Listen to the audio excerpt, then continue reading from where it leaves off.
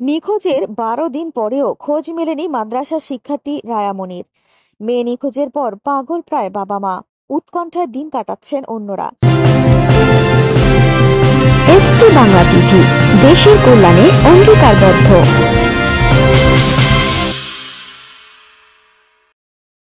ST Bangla TV Muktagacha প্রতিনিধি শহীদুল ইসলামের তথ্য ও ভিডিও চিত্রে বিস্তারিত।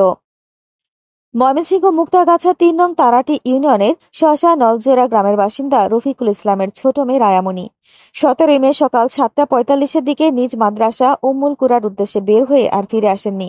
জানা যায়, রায়ামনি ওই মাদ্রাসার ৫ম শ্রেণীর একজন মেধাবী শিক্ষার্থী ছিলেন। ১৮ মে মুক্তাগাছা থানায় সাধারণ ডায়েরি করেন তার পরিবার। সিসি ফুটেজের মাধ্যমে শনাক্ত করে একই গ্রামের অটো চালক রাশিদুলকে গ্রেফতার করেছে পুলিশ। এদিকে নিখোঁজের পরিবারের উপর শারীরিক ও মানসিক নির্যাতন করছে প্রভাবশালী নেতা ও রাশিদুলের স্বজনরা। রায়ামনিকে খুঁজতে অভিযান অব্যাহত রয়েছে, জানিয়েছে পুলিশ। দ্রুতই রায়ামনির সন্ধান প্রাপ্তির আশায় স্বজনরা। আমার মেয়ে একটা সময় মাদ্রাসার উদ্দেশ্যে রওনা হয়, তারপরে জানা গেল ছুটির সময় এখন বাড়ি ফেরার পরে জানা গেল যে এক বাড়িতে গেছিল, বেনুলার সাথে উঠাইছে, বেনুলার সাথে উঠাই দিছে, বেনুলা সন্দেহ করে বেনুলারে করা হয়েছে।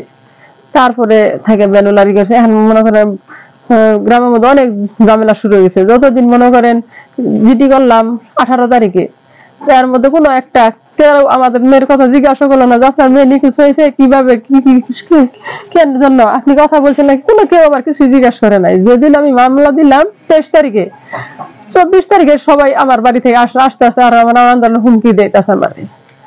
এখন আপনি এই বিষয়টা কোন জনপ্রতিনিধি জানাছিলেন? চেয়ারম্যান মেম্বারে থানা দিয়ে গেলে একজনের নামে তো আপনি করছেন, যার নামে উদ্দেশ্য করছেন, উদ্দেশ্যটা আমি করিনি, ওটা আমার মহিলায় ব্যানে উঠাই দিছে। মহিলার উদ্দেশ্যে আমি এটা পাইছি যে ওর কাছ ব্যানে দিচ্ছে। 10-12 দিন ধরে মেয়ের আড়াই গেছে, থানা তো আমরা বিচার পাইলাম না। এটা থানা কমপ্লেন করার কারণে আপনাদের উপর মানসিক চাপ আসছে। হ্যাঁ, তারা ডর দেখাইতেছে, ভয় দেখাইতেছে যে ফেসালামো, এইটা কইরালাম, ওইটা কইরালাম। আমরা গরিব হইছি কারণে আমরা কি মানুষ না? আমি যাইতে তাই করে লাভ? হ্যাঁ, আমার রক্ত, আমার উত্তর বাতিজা প্রতিদিন আমার বাজ্যে গেছে, যে বই ডাকছে, আমাদের মেয়ে কোথায় আছে কেউ বিচার করে না, কে পাড়ার লোকে।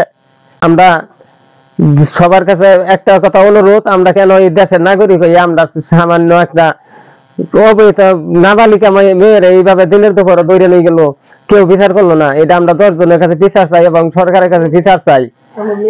আমরা মেয়েটা চাই যে কোথায় আছে, আপনারা এটা সহযোগিতা করে মেয়েটারা আপনারা চেষ্টা করে সবাই উদ্ধার করে দিন। আপনার বোন নিখোঁজ হওয়ার পরে কত তারিখে পুলিশকে জানিয়েছিলেন? আমার বোন 17 তারিখে নিখোঁজ হয়েছিল, 18 তারিখে পুলিশকে জানানো হয়েছে। জি। এখন আপনার এলাকার কাউকে আপনি সন্দেহভাজন করছেন এর কারণে? এলাকার একজন অটো ভ্যান চালক একজনকে সন্দেহ করা হয়েছে। এখন উনি কোথায় আছেন? এখন উনি পুলিশ হেফাজতে আছেন। জি। কোন সময়? সকাল 8টার সময় বাড়ি থেকে রওনা দিচ্ছে মাদ্রাসার উদ্দেশ্যে। জি। ওরা সেখান থেকে ফিরে আসে নাই? না, সেখান থেকে আর ফিরে আসে নাই।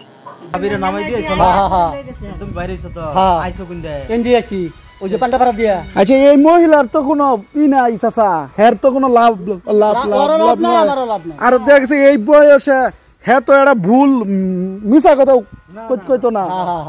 আমরা তো দেখছুন তো ঠিকঠাক মতন আল্লাহর রহমতে। হ্যাঁ তো শিকারই পড়তেছে না। প্রতিদিন আঙ্গুর বাড়ি যাইতে যাবো না, মনে করেন 10-12 দিন ধরে নেমকে এই মায়েরা উদ্ধার করে দিন কাছে বিচার চাই।